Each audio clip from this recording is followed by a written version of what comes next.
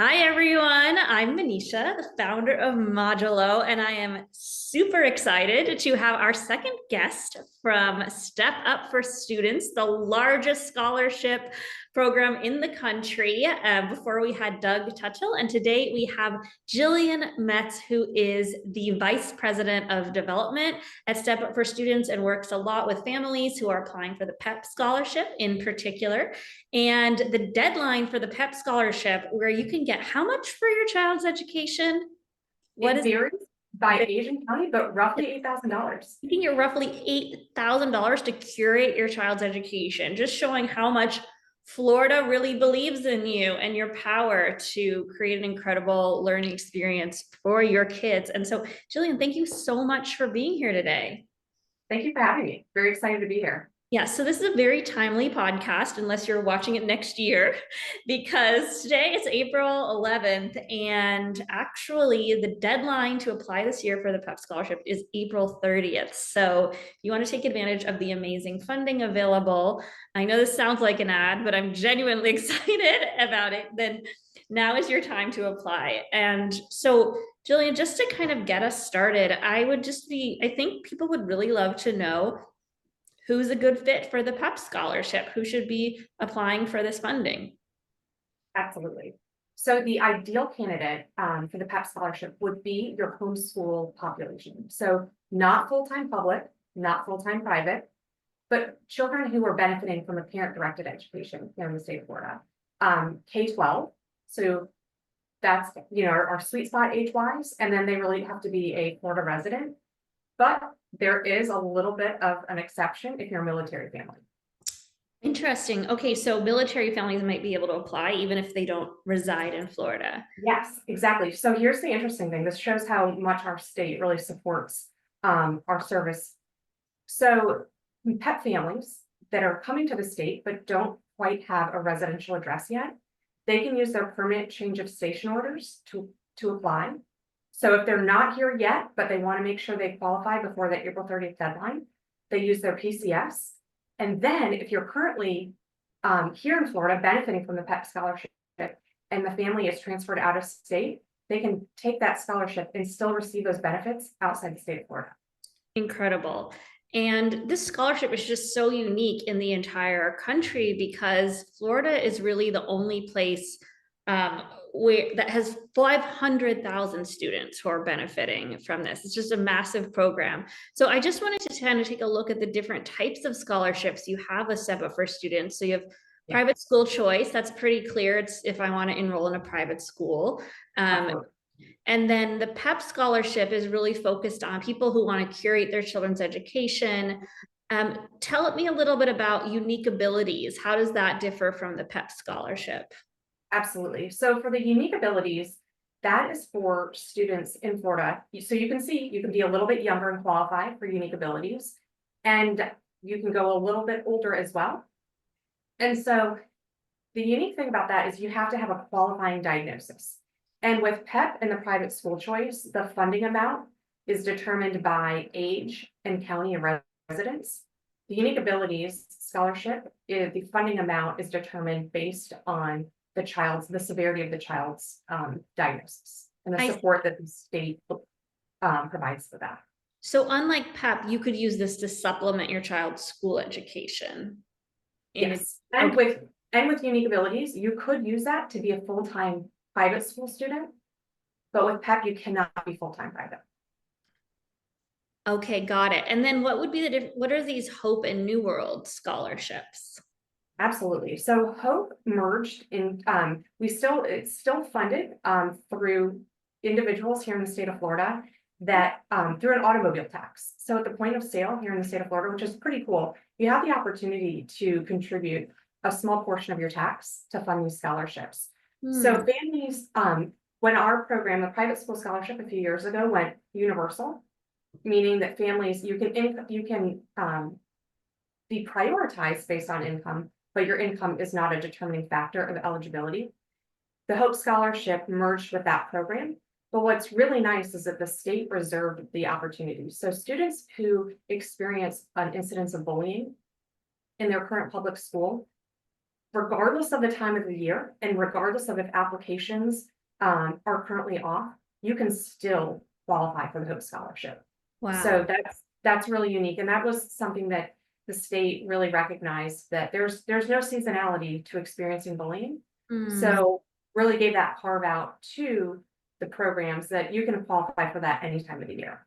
And incredible. so in terms of funding and utilization, that's going to mirror the private school scholarship. What a beautiful thing. I mean, I didn't realize that Florida was so committed to social emotional aspect of child development that Absolutely, exists. absolutely. And And then, then New Worlds, that is a program that supports public school students. So both New Worlds and the Transportation Stipend are two programs that Step Up for Students administers that supports the public school population. So with New Worlds, if you are a struggling reading and or math student, you're going to qualify for this scholarship. And that's going to support with literacy and math. So if that's with tutoring or other support, that's where you're going to find that. Now with transportation, the recognition and the vision with this program is that sometimes choice can be within the public school system. So a lot of times, and I've been with Step Up for nearly 19 years. When we whoa, used to talk about choice, I know. So when we used to talk about choice, it as was soon very as much you were born. I know. So we used to really talk about choice, and it really was kind of, people thought of it as a public-private. And the beauty of how these programs have grown and how the movement has changed is that you realize that choice isn't an A or B.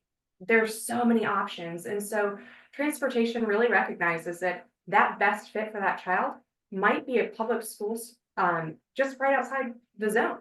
And to get there, the family might need a little bit of financial support to cover the transportation costs. Awesome. So, all right. So this is super interesting. And most of the people in Modulo are interested in homeschooling. So we're going to talk some more about the PEP scholarship. And Awesome. I guess I was just wondering, so I'm assuming it's whenever a child is ready for kindergarten, so around Yeah. 5 or 6 years old, whatever.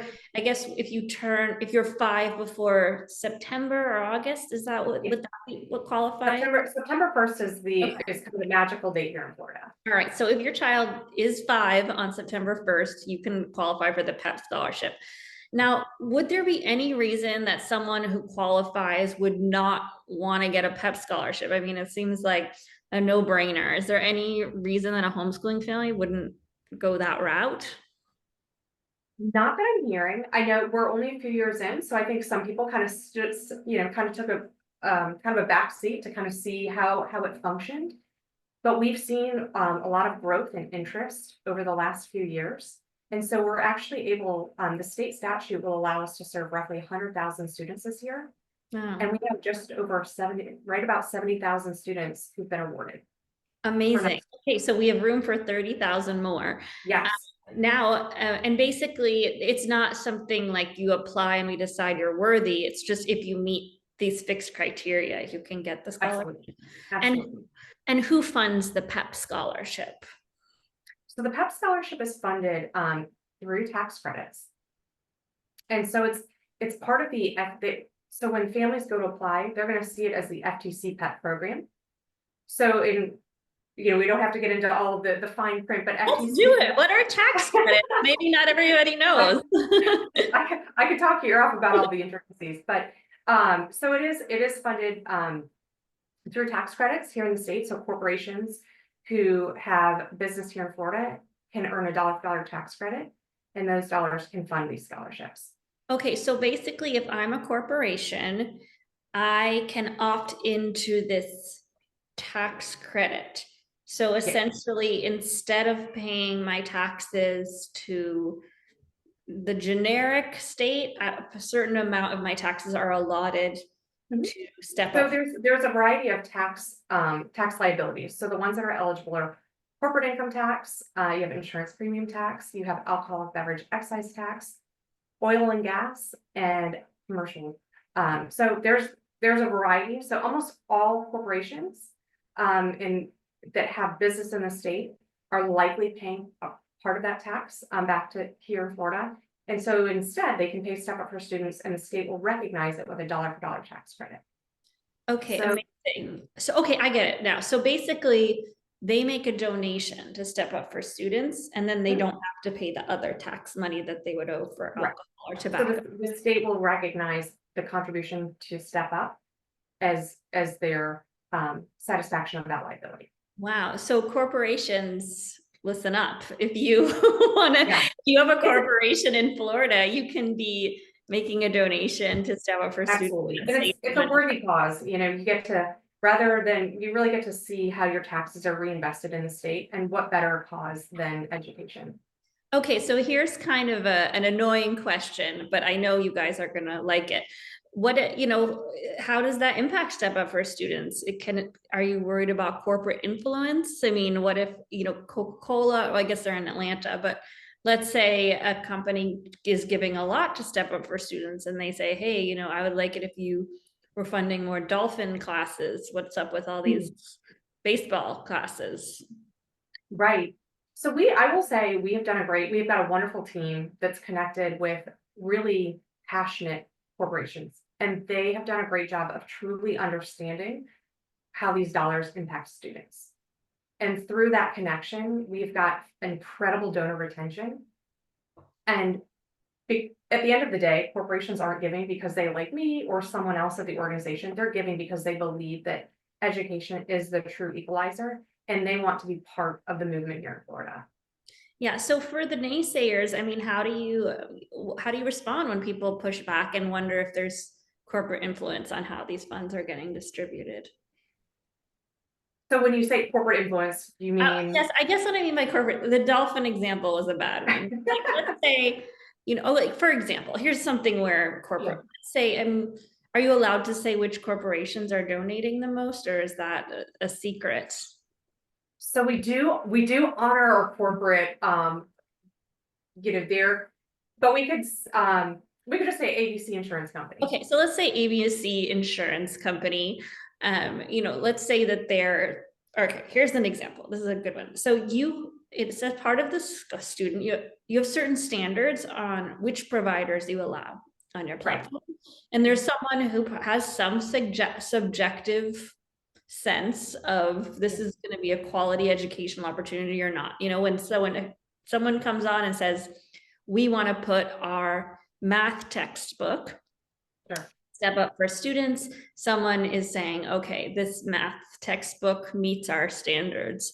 So what if, let's say a couple people wanted to give math textbooks that teach about insurance, and ABC Insurance has its own math textbook that it produced, and it says, well, we're giving you millions of dollars a year. Can you please not accept these insurance providers for corner the market? Have you ever ran into an issue like that where one of your corporations was trying to get you to sway you in one direction or another? You know what? We haven't. And what I will say is that what's interesting is over the course of my time here at Step Up for Students, when I first joined, we served 17,000 students, and that was low income families. So like, just to give you a perspective, family for single parent household, 24,000.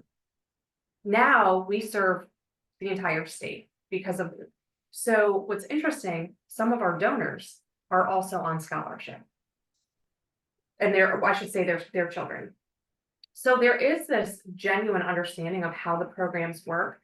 They also genuinely understand that our job at Step Up for Students isn't to decide what educational tool is going to be best for that child. Because if there's one thing that we all know, every single child is different. Even two children in the same household are going to be different. So our perspective is to really make sure that it's a free market. Yeah. So we want to make sure that accessibility is it's really key to success. And so it's not for us to start cherry picking. Yeah. So we've done a great job. We have a team that onboards onto the marketplace, different textbooks, curriculums, and different educational resources that will help students. And what help looks like is going to be unique. Especially when we get into students that have unique abilities. Education is going to look different to them than a student that might have a passion in science or math versus some of the other areas of focus for families. Okay, very interesting. I mean, it seems like also from what I've heard, it comes back to the mission of your nonprofit, and that essentially, I mean, I would imagine with these kind of donors, you have to, if people do want to have influence in the organization, you kind of have to tell them that that's not attached to their donation. Exactly. And it's really, our job is to deliver the funds and then to step back and let the parents take it from there. Step back and step up. Yeah, I'm gonna put that on a, I love it. I love that. I mean, and it seems really critical because I mean, and not to get too much into politics, but some people have been a little bit unhappy with how lessons around Black history and sex education have been taken out of the public education system. So it's good that people still have these options to teach their kids the topics that are important to them through separate students. Okay, excellent. Well, I want to dive in because I think that if I were applying to the PEP scholarship, I would feel a little nervous, like, what do I need for this application? Is it going to be really long? What kind of materials do I have together? So I thought, well, a great thing would be just to go through this application together, and maybe it'll be a chance for you to see what might be confusing about it to as someone starting for the first time. Please do. Okay. I expect full feedback, and then we can always build resources around anything. We're gonna apply for the PEP scholarship, and hopefully your team will catch that we're not a real family. Okay, so this is very clear. Much of it for students. I see this big apply button, so I'm just gonna go and click on the apply button. Click apply. Absolutely. I see here now I'm login or apply. So I guess I'm gonna click login. Yes. That would be the first step. Welcome, education market assistant. Okay, so I haven't created one of these before, so I'm going to go sign up. That's perfect. Yay, so excited. Okay, so I'm going to enter my email in to get a code. And it says here, private schools should not create a provider account. I wonder why. So this is kind of for anybody who's applying for anything on Step Up. Exactly. Okay, so if anybody sees that and gets confused, you're still in the right place. Okay, so let's stop screen sharing for a second so that I can look at my email. I know, please trust me, nobody here wants to look in my email account because it is beyond filled with spam at this point. Excellent. Okay, wonderful. And are you a user of the scholarship? I am. My daughters are on it. So it's actually been, and actually just in the last week, I renewed our scholarships, which that's been also, it's great because I feel like I'm walking this journey along with a lot of our parents as well. So we all come back to our developers with additional ideas after we go through the process. I love it. Okay, I got my code, and I mean, it's really a great testament when I think Brian Chesky says, who's the CEO of Airbnb, like, and you're eating your own dog food. Yes. Okay. Amazing. Okay, so let's see here. So I'm going to create an account type. We're going to go parent guardian. Entered my email, and I'm going to, it's already selected parent guardian. Okay, well, I had to select it. Okay, so I'm just going to use Modulo as my username, and Manisha Snoyer, and I'm going to create a nice password here. Oh my, okay, I better come up with the password on a separate screen so I don't forget it. Wonderful. What are some of the favorite things you've bought with your scholarship?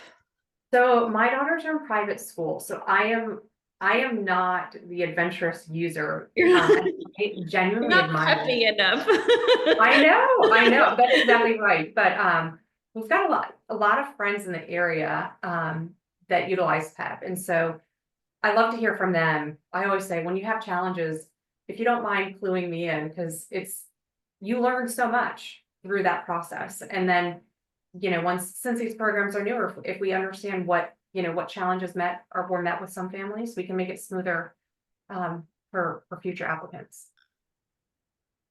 All right, Jill, let's talk about the application itself, because I know, at least for me, when I'm going to sit down to do something like an application or my taxes, I Mhm. really want to know how long is this going to take and what Yes, I'm going to need. And if I don't know those things, sometimes I just don't even log in or get started. So absolutely. let's just say, to the parents who are listening to this, it's April 11th, they're busy, they have a million things to do. They really are excited about this PEP scholarship. What kind of things do you need in order to fill out this application? What type of information should you have available? Okay, so for a new family, um, if you have a child, as you mentioned, that's, kindergarten, That's the first grade, first so thing you're that the you need. Is a 5 or 6 year old. You can't just get this money for yourself. Yes, exactly right. So for those younger students, you're gonna need a birth certificate or passport. Oh my, okay. Okay, so, but if you're the older age group, you're not gonna need that, so keep that in mind. And then Okay, when so you were what is the sharing, younger or older age group? What age? so if you're older than 6, I then you see. then you're not gonna need to do your age verification. How come? Yeah, the younger students will. How come you Yeah, don't need it if you're older? that's a very good question. Do they already have you already been registered at school? Is that why? But that might be the case. That might be one of my takeaways to get more information and bring that back to you. All right, perfect. Um, So, okay, so if your child is 6 or over, you do not need their passport and their birth Correct. certificate. Okay, so if they're 5, I mean, what if you don't have that? I mean, I know that this is not your area of expertise, but how would a Sure. family deal with that? I guess you could go to your mayor's office or city Sure. council, try to get that Sure. information. And request a birth certificate. And that is why they give the 2 options between the birth certificate and the passport, to help with those 2, Okay. to satisfy that option. Yeah. Okay, so if So anyone's not sure on how to do that, you can message me and we'll figure it out for you. So great, okay, moving along. So you need if they're 5, okay, then what else? You need to know your name, where you live. It has to be in Florida.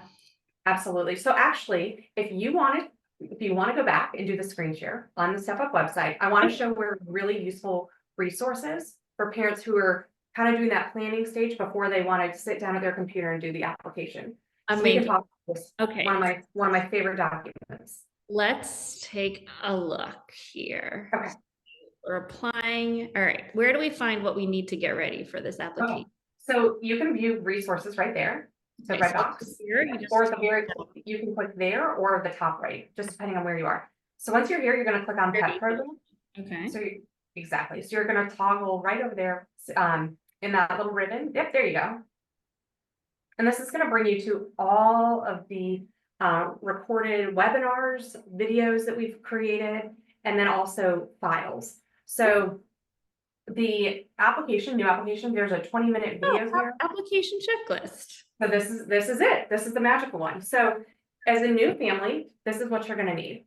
And this first one is renewals. And I'm thinking most families that might be listening could be new. So maybe we'll scroll to that second page. Okay. Okay, so very good. So you're gonna have to prove your Florida residency. Okay, So so I know this is so like yes, go into details, but yes.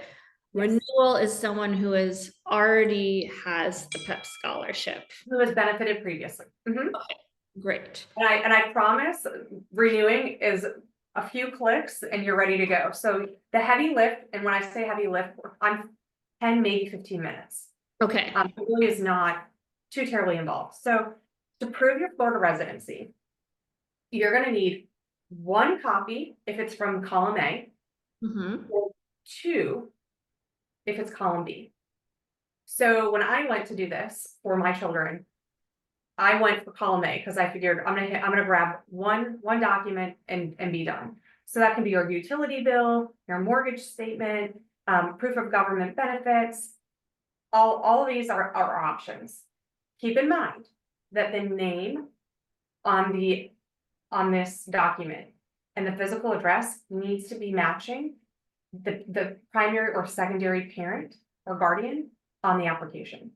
Okay, so if I am Manisha Snoyer and my Mhm. husband is Mr. Manisha Snoyer, and I'm the one filling out the application, Yes. Like I have an address I might use for my taxes, and whatever is on that has to be the same as the address on the utility bill and the same as what I use to apply. On your Okay. application. Yes, whatever Exactly. is on my So, utility bill has to be the same as the address. Got it. exactly. So if you want to kind of knock it all out with one, then select something from column A. But sometimes you might not have access to some of those, or the accessibility to two things in column B might just be easier. So you've got your Florida license, you can do a pay stub, insurance, mortgage acceptance, and property deed. So again, one from column A, two from column B, physical address and names need to match the application. Okay, so let's say, I just chose migrant address verification letter. That would suffice for the first one. And then for the second one, I would need pay stub, someone paid me, insurance. No, so if you're using a document from column A, you're one and done. Oh, well, you're done. You don't need Yep, anything. you get to pass and keep moving on to the next step. Okay, so, okay, I got it. All right, that makes a lot of sense. So it can choose any, like a utility bill. That seems like that would be the easiest. Super easy. That's actually the one I chose. Yeah, I love that. Okay, and then, or you could choose two of these. So somebody paid you, you have an insurance policy, maybe you just got your house. So that, and you have some ID from Georgia. Yes. Okay, so, okay, now this is, if somebody is homeless, then they don't have an address, right? So Right. they would put no address in there. I don't know. Verification of homelessness. Let's dig into that a little bit more. Yeah, I mean, I guess Yeah. that's a kind of complicated situation. Sure. We don't need to get too Absolutely. much into that. If you're in that situation, you can reach out and we'll figure it out for you. Absolutely, and that's actually a really good reminder. We have a customer service team, so if at any point of the application process, families get stuck, call into the toll-free number. We also have chat agents that are available that you're welcome to connect with. Now they also have your cell phone number based on your profile creations. You might be getting some of these questions too. Yeah, absolutely. Do you need help finishing? Okay, great. So, all right, thank you for indulging in all of these questions. Yes. Okay, so you have a social security number. Okay, so first you have the column A, and then you need one from column A or two from big or, and then you need to prove your child's age, but only if your child is 5. So Exactly. you need So to, if you're rising kindergarten or first grade student, then you're gonna have to do your child's proof of age. If not, you'll just pass by this. good to go. And then social security number, that is typically, so that's something that you'll need to grab for UA students. And I believe it's an optional field for PEP.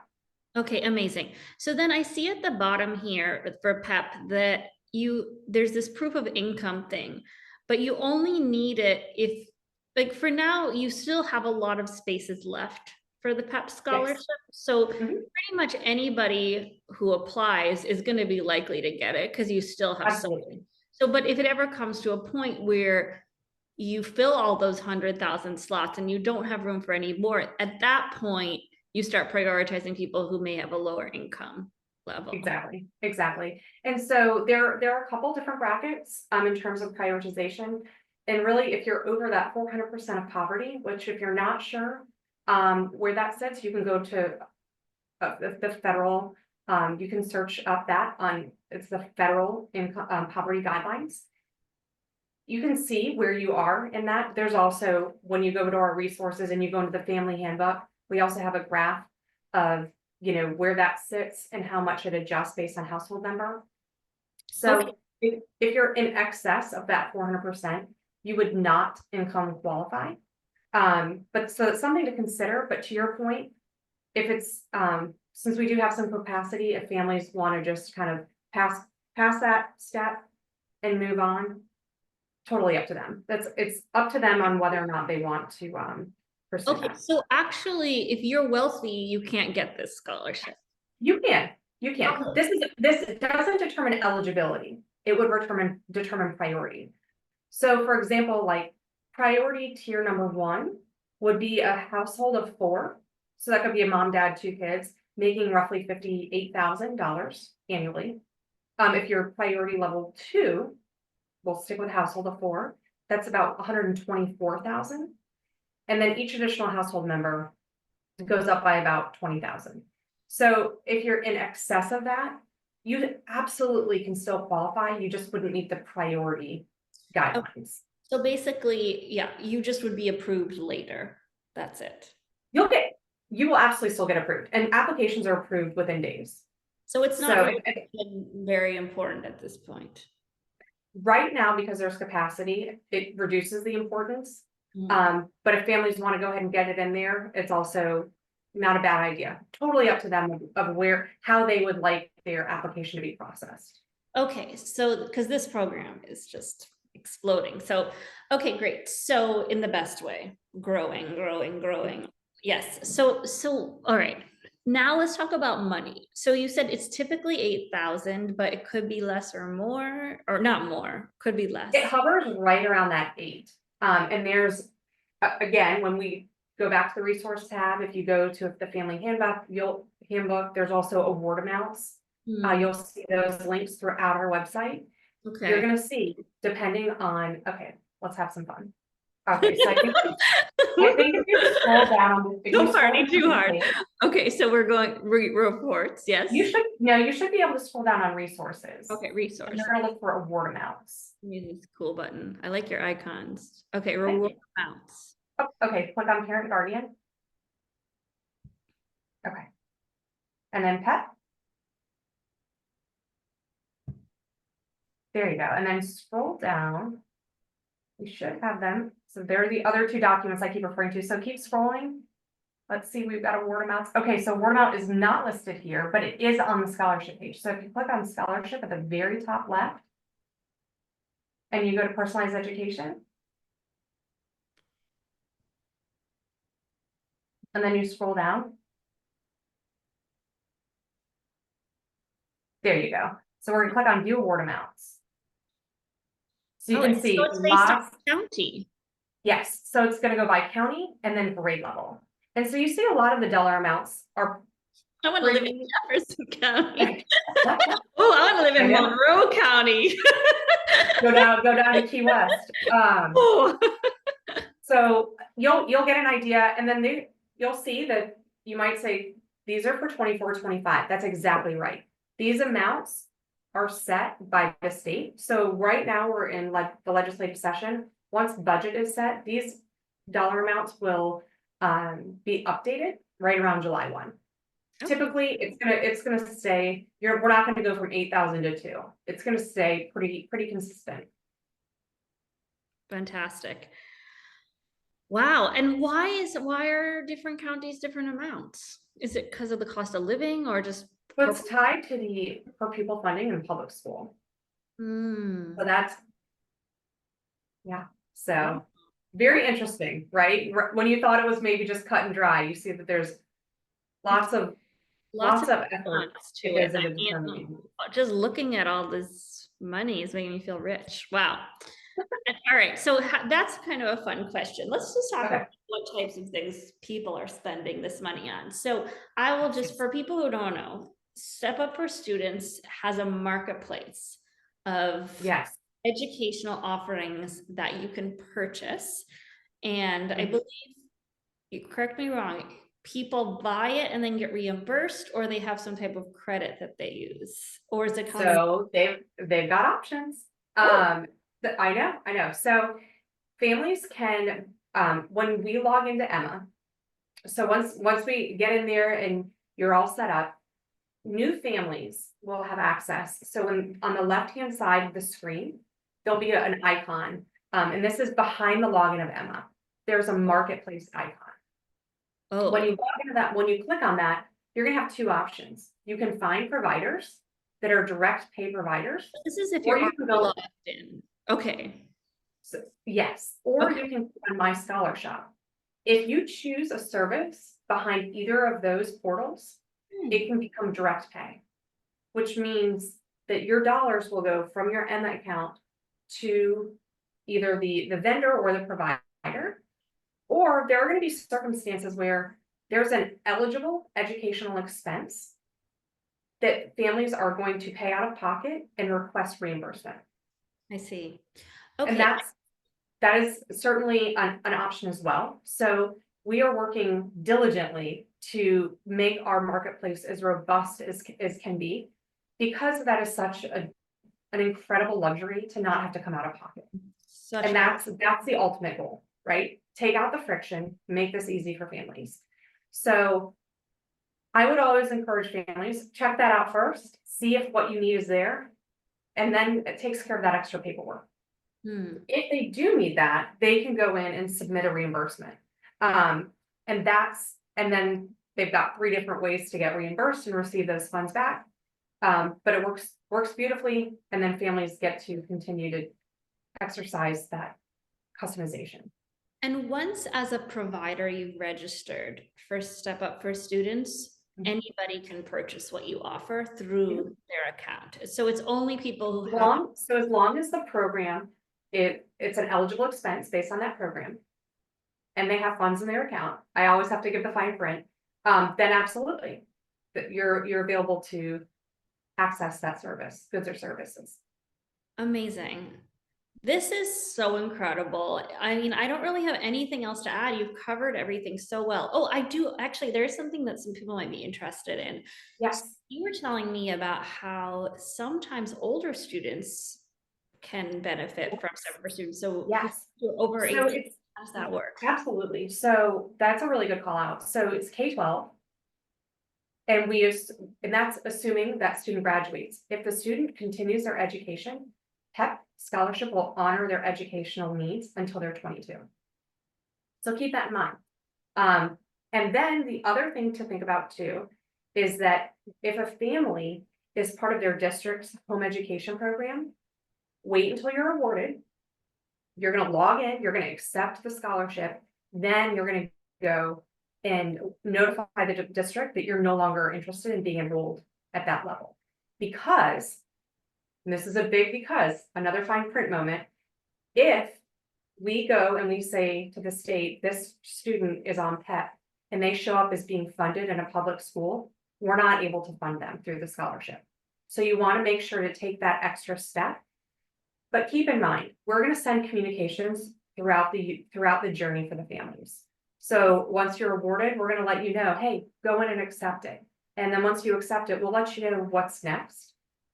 But that's always, when I think about some of the things I've heard that have caused unnecessary headaches for families, that's one of them. It's just making sure that you get that timing right.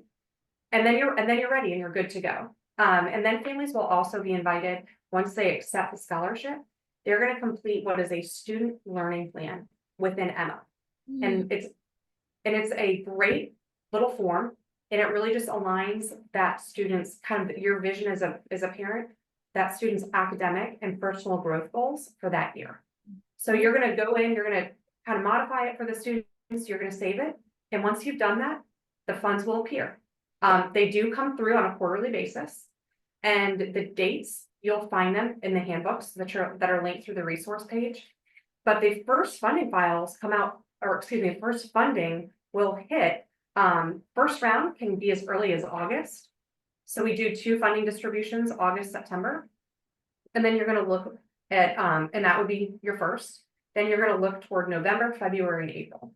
So that's where things sit right now, and they will appear in your account, and then families are free to get back to doing what they do best, educating their students and customizing their education. Amazing. So some people might not be aware the scope of things that you can purchase through the PEP scholarship. You can purchase learning apps, curriculum, you can purchase classes, extracurriculars, you can purchase an educational trip to Epcot Center, you can purchase, I mean, pretty much anything educational. Are there any kind of, I mean, are there any things that people are kind of especially excited to buy or disappointed that they can't get yet through Step Up for Students? You know, the only thing that I've heard sometimes, I mean, I think everyone's exceptionally excited because if you're a home education family and you've been doing this, they're thinking, what can I do with an extra $8,000? You know, that opens the door for a lot of extra enrichment. The only area, so you're gonna go to the purchasing guidelines, which is again, back to the resource page. That's the resource page, yeah. So families can go in there and kind of get an idea. The only, and I can't speak to the why behind it, but the only area that I've heard, that sometimes families have the question mark above their head is around technological devices. But we don't make the rules, we honor them. And so, but I would say families have said to me, if that's the one area and we've got this world of opportunity, they're like, green light, go ahead. We're just so thrilled. Absolutely. So here you see there's classroom furnishings, books, digital materials, educational software, electives, so many great things, standalone classes. Yeah. So that's kind of a good point. Standalone versus a subscription where you're doing something weekly, right? Because I know like Modulo offers some clubs that are every single week. This doesn't really function that well for subscriptions.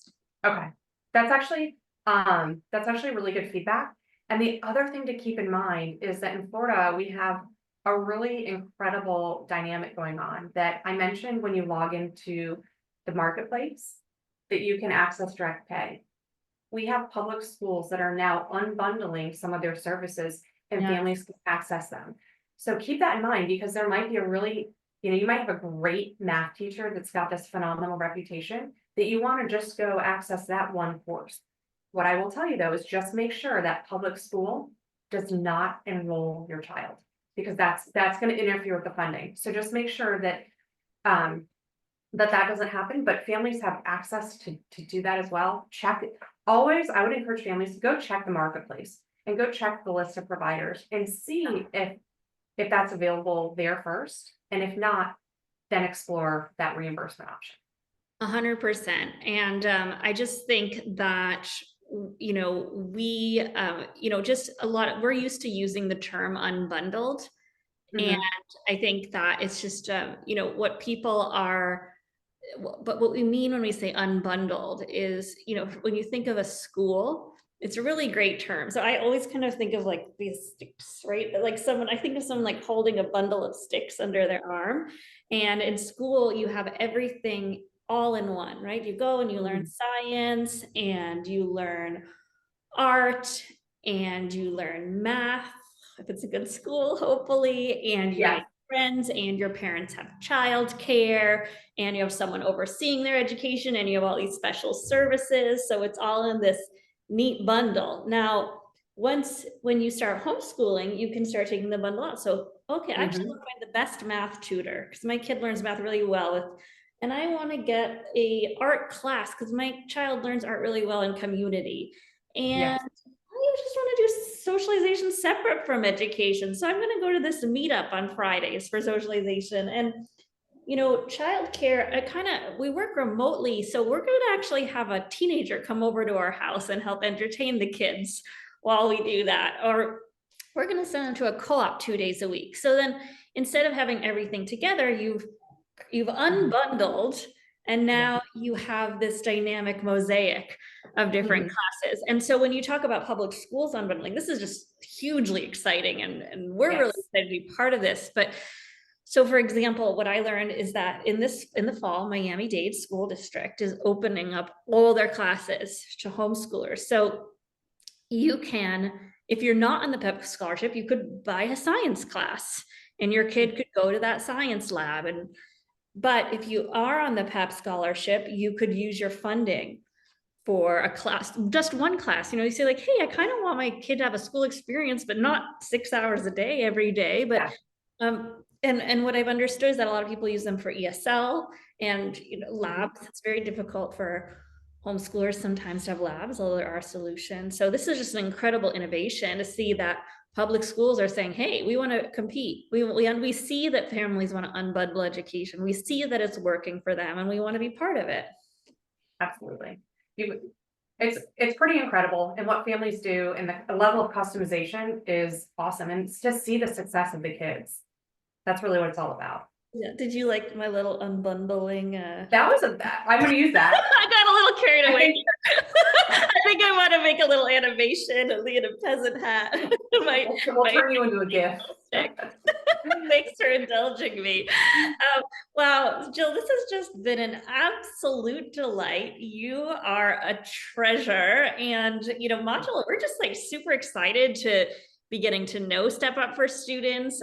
I guess I can tell everybody that we have a new AI learning concierge, and it's able to answer questions about Step Up for students as well. So you can obviously use Step Up and call their website, and you can also ask questions on Modulo, and we're happy to answer and to support people. And just, this is an incredible opportunity that everybody should take advantage of. I mean, if you're living in Wisconsin and you're not happy with your homeschooling there, although Wisconsin has a great homeschooling community, you could move to Florida, rent an apartment, and start living in Florida. I definitely recommend Monroe. Moved, and you can start. You suddenly will have $7,000 for your kids' education. And actually, you bring up a really good point about kind of like if you're out of state or thinking about it. What I would say is April 30th is a very firm deadline. So if it's something that you're entertaining, apply. Go ahead and apply. Go ahead and apply, because after April 30th, then you're gonna have to wait a whole nother year. So go ahead. Another year. Absolutely. Okay, that's a good question. So let's say I am on the fence and I apply and I get my funds. Can I change my mind? Absolutely. But absolutely. Why would you? I don't think you would. I'm biased, but absolutely. There are always options. Oh my gosh, so exciting. Well, if you listen to this episode and have questions, please leave a comment. If you benefit from a PEP scholarship and want to share your joy with other families, please share in the comments. And, more than anything else, please just reach out to us if you need help, because how many people are there at Step Up for Students? How big is your team? Oh my gosh.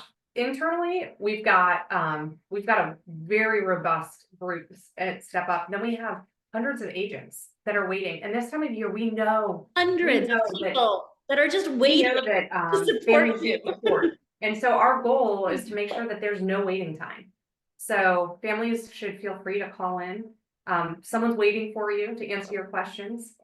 If it's not you or me, it's somebody else, but we're here to support families. And so happy to do it. Happy to make sure that next year is a success for everyone. That's incredible. And I'm just going to leave on that note, because I think that sometimes homeschooling families feel very isolated. And guess what? There's hundreds of people at Step Up who are just waiting to hear your call. And here at Modulo, same thing. We're just waiting and hoping that you're going to ask us for our help. So you have a huge community of people who are passionate about unbundling education, about you curating your children's education, who want to give you the support you need.